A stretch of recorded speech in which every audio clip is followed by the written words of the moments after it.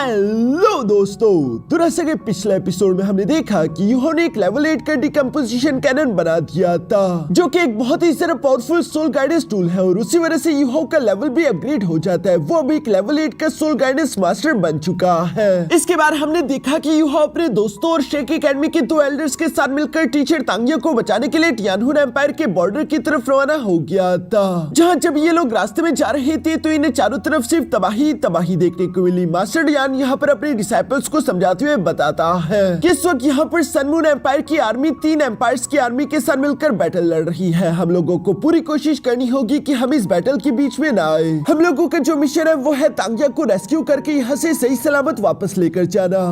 अब आगे तो नेक्स्ट एपिसोड की शुरुआत यहाँ टियानलिंग सिटी से होती है, जहाँ पर हम देखते हैं कि ये सब लोग पहुंच गए थे और इन्हें वेलकम करने के लिए प्रिंसेस वीना खुद सामने की तरफ आती है, जो कि इन्हें देखते ही ग्रीट करके कहती है कि एल्डर सॉन्ग, मैं आप सब लोगों को यहाँ पर वेलकम करती हूँ। मैं हूँ टियानहुन एम्पायर की प्रिंसेस वीना। इस पर एल्डर सॉन्ग जवाब देते हुए कहती है कि ये फॉर्मेलिटीज करने की कोई जरूरत नहीं। मुझे अच्छा लगा कि आप हमें वेलकम करने के लिए खुद आई। इस वक्त फ्रंट लाइन की कंडीशन कैसी है? जिस पर प्रिंसेस वीना बताती है कि फिलहाल तो कुछ दिनों से यहाँ पर सिचुएशन स्टेबल है। ये सब बोलते हुए अचानक से प्रिंसेस वीना की नजर वहीं पर मौजूद यूहो पर भी पड़ गई थी, जिसे देखकर वो खुश होते हुए कहती है कि यूहो, तुम भी यहाँ पर आए हो, ये तो वाकई में सरप्राइज की बात है। तुम लोग काफी ज्यादा थक चुके होगे, चलो अंदर चलकर टेंट में बात करते हैं। जिस पर सब लोग एग्री होकर उसके साथ चलने लगे थे। पीछे की तरफ मिस डैनक्यू यीगुई से सवाल करते हुए कहती है उसे असल में थोड़ी जेलसी हो रही थी। वो यीगुई से कहती है कि आखिर ऐसा क्यों होता है? हम लोग जहाँ भी जाते यूहो वहाँ पर लड़कियों में फेमस होता है। इस पर यीगुई जवाब देते हुए कहती है ये इसलिए क्योंकि यूहो ने बहुत ही कम उम्र में इतनी ज्यादा अचीवमेंट्स हासिल कर ली, इसलिए सब लड़कियां उसे एडमायर और पसंद करती है। वैसे नैनक्यू, क्या तुम्हें यूहो पसंद नहीं? जिस पर तो मिस नैनक्यू शर्माने लगी। उसका मुंह शर्म से लाल हो गया था और वो यीगुई से कह रही थी कि आखिर ये तुम किस तरह की बातें कर रही हो।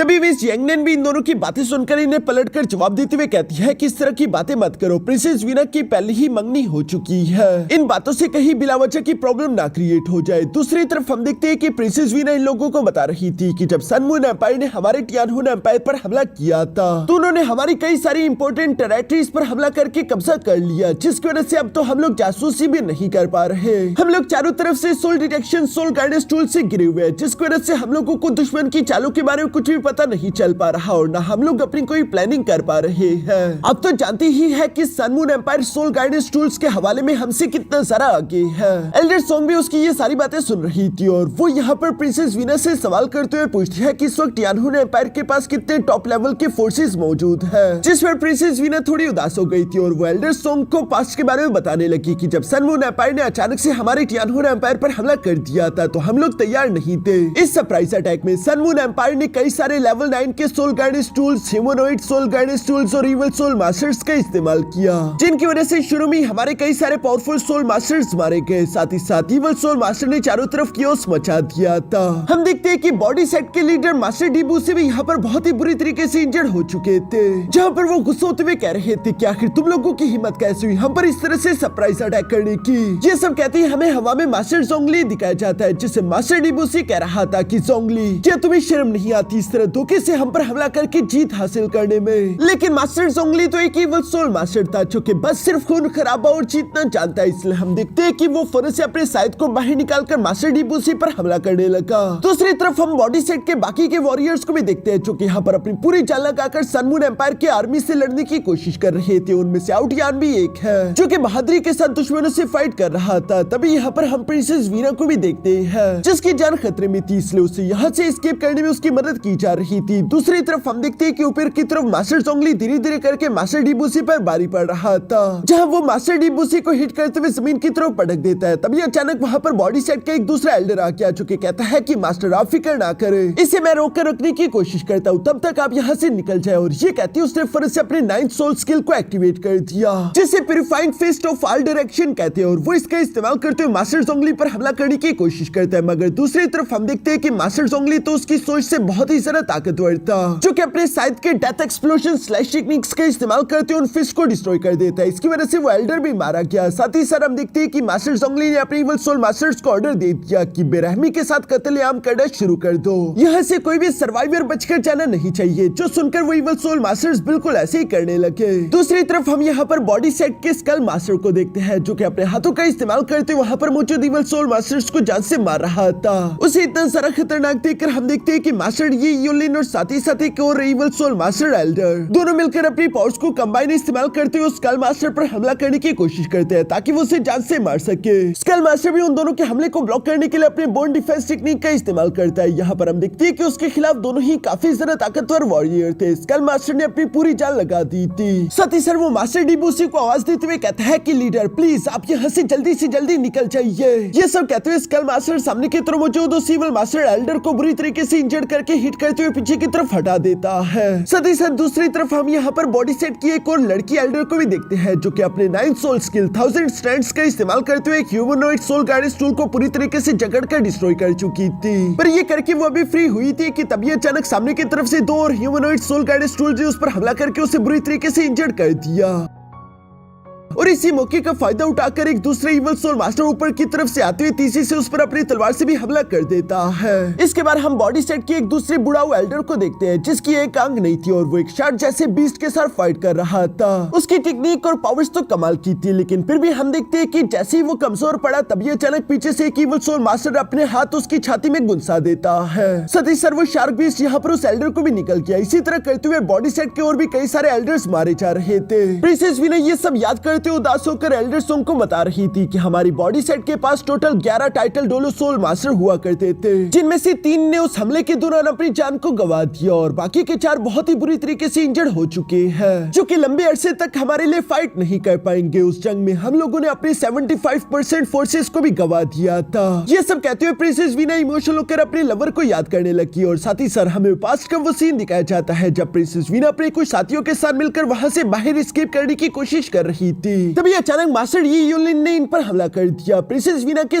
सारे साथी मारे गए थे और वो भी बुरी तरीके से इंजर्ड हो चुकी है। प्रिंसेस वीना को देखते हुए मास्टर यी यूलिन कहता है कि प्रिंसेस वीना तुम्हारे पास ट्विन मार्शल सोल है, तुम टियानहुन एम्पायर की फ्यूचर स्टार हो, इसलिए मैं तुम्हें यहाँ से एस्केप करने नहीं दे सकता। यानी कि मास्टर यी यूलिन हर हाल में प्रिंसेस वीना को जान से मारना चाहता था। इसी के लिए मास्टर यी यूलिन ने अपने sun moon divine needle attack को रेडी कर लिया था और वो इसका इस्तेमाल करते हुए प्रिंसेस वीना पर हमला कर देता है। जो अटैक अगर प्रिंसेस वीना से टकराया गया तो वो 100% मारी जाएगी। मगर तभी अचानक हम देखते हैं कि आउटियान हीरो की एंट्री के साथ कूल तरीके से प्रिंसेस वीना से सामने की तरफ आ गया, जहां वो प्रिंसेस वीना को बचाने के लिए उस अटैक को अपनी बॉडी पर लेने वाला था और वो खुद मास्टर यी यूलिन के साथ फाइट करने वाला है। ये देखकर प्रिंसेस वीना चिल्लाते हुए कहती है कि आउटियान प्लीज ऐसा मत करो। वो ये सब जब कह रही थी तभी एक दूसरा वॉरियर प्रिंसेस वीना को फरस से उठाते हुए वहां से दूर भागने लगा। प्रिंसेस वीना इमोशनल होकर बस सिर्फ अपनी आंखों के सामने आउटियान को कुर्बान होता हुआ देख रही थी और वो उसको बचाने के लिए कुछ भी नहीं कर पा रही। उसकी आंखों से बस सिर्फ आंसू बहते जा रहे थे, जबकि आउटियान भी अपने सेलेस्टियल हैमर को लेकर सीधे sun moon divine god needle attack से जाकर टकरा जाता है। प्रिंसेस वीना की जिसके साथ एंगेजमेंट हुई थी असल में वो कोई और नहीं बल्कि आउटियान था। यही सब याद करते हुए प्रिंसेस वीना इमोशनल होकर रोते हुए कह रही थी और उस दिन आउटियान ने हमेशा के लिए मुझे छोड़ दिया। प्रिंसेस वीना की ये इमोशनल स्टोरी सुनकर यूहो और उसके सारे के सारे दोस्त भी काफी सारे इमोशनल हो गए थे। दूसरी तरफ एल्डर सोंग प्रिंसेस वीना से सवाल करते हुए पूछती है कि प्रिंसेस वीना तुम्हें शेक एकेडमी से लेटर तो मिल चुका होगा, तुम्हें मालूम होगा कि हम लोग यहाँ पर किस मिशन पर आए हैं। जिस पर प्रिंसेस वीना हमेशा रिलाती है। एल्डर सोंग उससे बताने लगी कि फिलहाल तो हमें अपने एक डिसाइपल को रेस्क्यू करना है, लेकिन हम लोगों से जितनी हो सके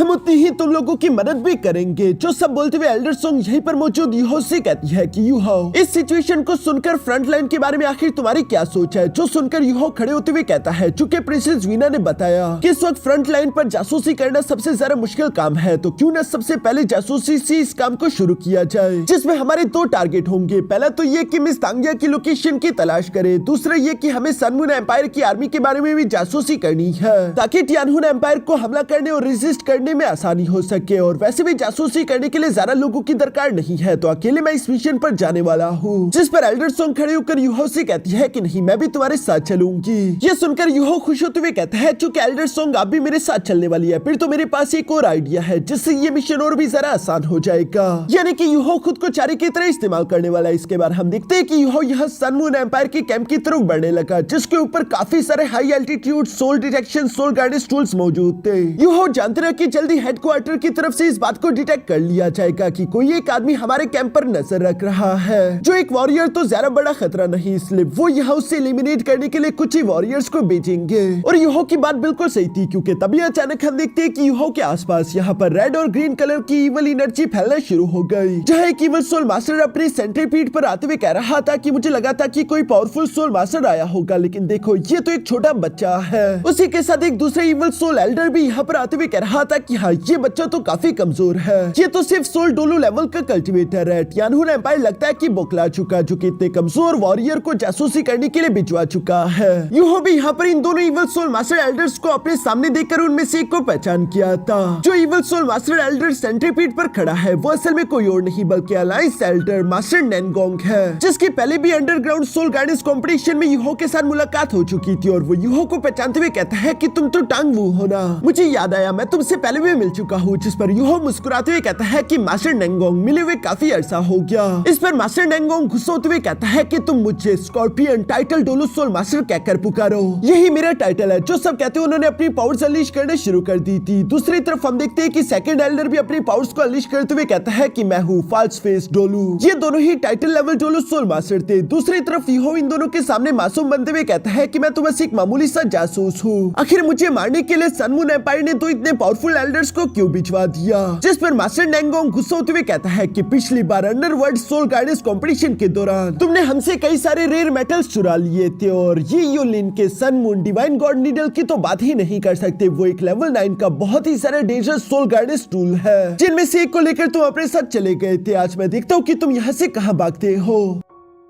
ये सब सुनकर यूहो मुस्कुराकर जवाब देते हुए कहता है कि भागना, आखिर मैं क्यों भागूंगा। उसके ये कहते साथ ही तभी अचानक हम देखते हैं कि एल्डर सोंग पीछे की तरफ से अपने हॉक फॉर्म में तीसी के साथ आते हुए यहाँ इन दोनों एल्डर्स पर फिर से हमला कर देती है, जिससे ये दोनों ही एल्डर्स हिट हो चुके थे। मास्टर नैनगोंग एल्डर सोंग को देखते हुए कहता है कि ये तो ग्रीन शैडो डोलू है, जो कि एक सुपर डोलू लेवल की कल्टिवेटर है, और वो यहाँ पर पहले से ही काफी ज्यादा फेमस थी, जो कि इन दोनों से ज्यादा ताकतवर है। ऊपर से हम देखते हैं कि यूहो ने अपने सोल डिटेक्शन टेक्निक को एक्टिवेट करके यहाँ पर एल्डर सोंग के साथ शेयर करना शुरू कर दिया था, जिसकी वजह से एल्डर सोंग इन दोनों इवल सोल मास्टर की एक एक हरकत पर नजर रख सकती थी, और उसके लिए इन दोनों के साथ फाइट करना थोड़ा सा आसान हो जाता है। जहाँ पर फाइट के दौरान हम देखते हैं कि तभी अचानक फाल्स फेस ने फिर से अपने 6 soul skill devil insect prison को एक्टिवेट कर दिया था, और वो इसका प्रेशर यहाँ एल्डर सोंग पर लगाने लगा। दूसरी तरफ हम देखते हैं कि एल्डर नैनगोंग भी फिर से अपने 6 सोल स्किल डेविल मिस्ट कुरेशन टेक्निक को एक्टिवेट करते हुए एल्डर सोंग पर हमला कर देता है, लेकिन एल्डर सोंग के सामने ये दोनों ही अटैक कुछ नहीं थे। वो अपनी पावर्स अनलीश करते हुए इन दोनों को पीछे की तरफ हिट कर देती है। साथ ही साथ उसने अपने 4th सोल स्किल ग्रीन हक मैनिफेस्टेशन को एक्टिवेट कर दिया, जिससे वो बहुत ही तेजी के साथ मूव करते हुए सबसे पहले फाल्स फेस को हिट कर देती है, और इसके बाद वो एल्डर नैनगोंग की तरफ बढ़ रही थी, जो देखकर तो एल्डर नैनगोंग खुद को बचाने के लिए अपने 7th soul skill true martial body technique activate कर लेता है, जिसकी वजह से हम देखते हैं कि मास्टर नैनगोंग एक बहुत बड़े जायंट सेंट्रीपीड में कन्वर्ट हो चुके थे, जो कि उनकी फिजिकल एबिलिटी को और भी ज्यादा इनहेंस कर देता है। और वो तेजी के साथ आगे की तरफ बढ़ते हुए एल्डर सोंग और यूहो पर हमला करने लगते हैं। हम देखते हैं कि यूहो जंप करते हुए पीछे की तरफ आ गया था, जबकि साथ ही साथ हम देखते हैं कि फाल्स फेस और मास्टर नैनगोंग दोनों ने एक साथ मिलकर एल्डर सोंग पर हमला करना शुरू कर दिया। यहाँ पर एक तो अपनी 9th soul skill devil instinct devouring the heaven technique activate कर लेता है, जबकि दूसरी ने अपने 8th soul skill 100 segment alignment technique activate कर दी थी। ये दोनों ही अपनी इन पावरफुल टेक्निक्स के साथ सीधे जाकर एल्डर सोंग से टकरा गए, जहाँ पर हम देखते हैं कि एल्डर सोंग इन दोनों के हमले को ब्लॉक करने की कोशिश तो कर रही है, लेकिन उससे काफी ज्यादा मुश्किल आ रही थी। उल्टा ये दोनों भी लगातार अपनी टेक्निक की पावर को इनहेंस करते जा रहे थे, इससे पहले कि ये दोनों एल्डर सोंग को हरा पाते। तभी अचानक हम देखते हैं कि यूहो ने हवा में जंप करते हुए अपने group weakness soul shock technique को एक्टिवेट कर दिया था, जिस टेक्निक में वो एक साथी डोमेन क्रिएट करते हुए कई सारे लोगों पर प्रेशर लगा सकता है, जिस टेक्निक से ये दोनों ही इवल सोल मास्टर हिट हो गए और एल्डर सोंग को मौका मिल चुका था। वो फिर से अपने 7th soul skill martial soul true body को अवेकन कर लेती है, जिस वजह से वो एक जायंट जायंट ईगल में ट्रांसफॉर्म हो चुकी थी, जहां पर वो अपनी विंग्स का इस्तेमाल करते हुए इन दोनों को पीछे की तरफ धकेल देती है। साथ ही साथ वो अपनी सोल स्किल ग्लिंसिंग ग्रीन फेदर टेक्निक का इस्तेमाल करते हुए फिर से उन दोनों इविल सोल मास्टर पर अटैक भी कर देती है, जहां पर हम देखते हैं कि कई सारे नीडल फेदर अटैक तेजी से उन दोनों की तरफ आ रहे थे और ये दोनों ही उस अटैक को डॉज नहीं कर पाते, जिस अटैक के कारण हम देखते हैं कि इन दोनों की हालत काफी ज्यादा खराब हो चुकी थी। दोनों ही खून की उल्टियां करने लगे थे। फलफेस यहाँ पर मास्टर नेंगोंग से कह रहा था कि ये औरत बहुत ही ज्यादा खतरनाक है, हम दोनों मिलकर भी इसे नहीं हरा सकते। सिर्फ वो लड़का ही सोल डोलो लेवल का कल्टिवेटर है, हमें मरने से पहले उसे अपने बंदी बनाना होगा ताकि हम उसका इस्तेमाल करते हुए इस जगह से निकल सके। मास्टर नेंगोंग भी उसकी बात से एग्री करता है और वो यहाँ पर एल्डर सोंग के साथ लड़ते हुए कहता है कि एल्डर सोंग को मैं रोकने की कोशिश करता हूँ, तुम तब तक मौका पाकर फिर से यूहो को बंदी बना लो। जो सुनकर फाल्सफेस बिल्कुल ऐसे ही करने लगा।